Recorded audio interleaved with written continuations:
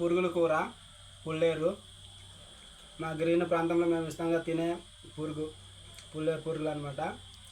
సాంబార్ వేసుకొని పూర్లు వేసుకొని చేసుకొని మేము చాలా ఇష్టంగా తింటుంటాం. ఈ కర్రీ పూర్ని చూడండి ఒకసారి.